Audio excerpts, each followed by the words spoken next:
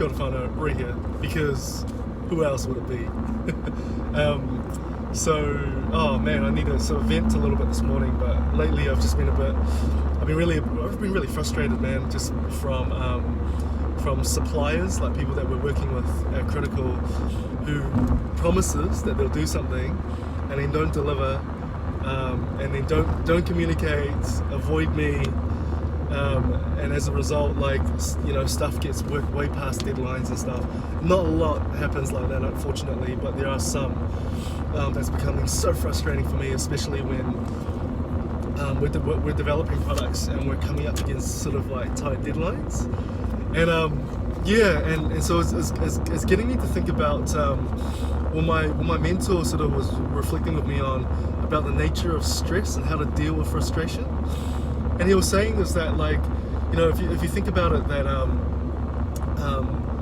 like when we were running in the early days of startup, we were stressed about survival, like how are we gonna make the next bit of cash so that we can actually get to the next level, how are we gonna make ends meet, that kind of thing. And my business mentor, you know, I was in my early days, I was reflecting to him about that kind of frustration and stress, and he said to me, like, you know what, the reality is that stress will always be there as you go into different stages in your company or in your startup. So, you know, so he said that, well, you know, in the early days you're stressed about survival. When you grow, you've probably got people and overheads you got to pay, and so you're stressed about payroll.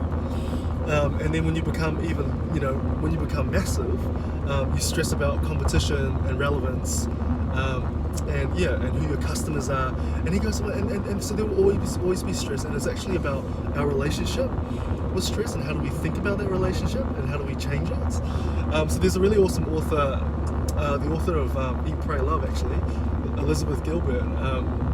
And she used this really helpful analogy about stress and anxiety, which is that, like, think about us driving in a car, like what I'm doing right now.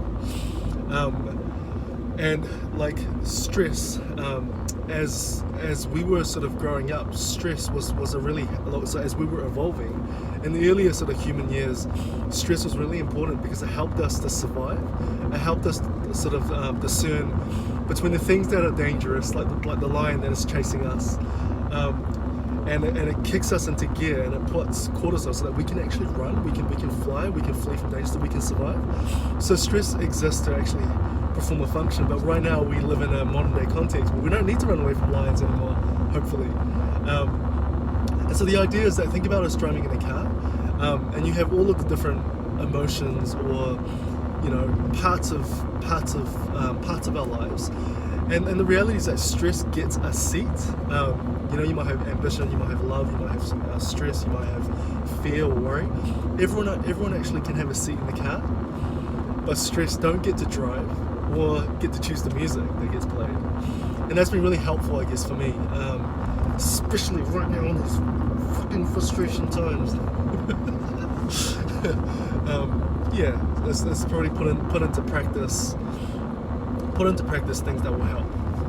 Anyway, so kids, if you're watching,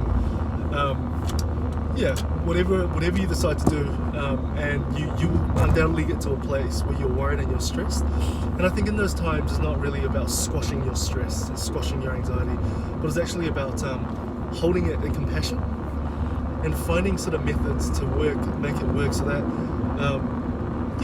you don't let stress take over, but still making room for it. If that makes sense.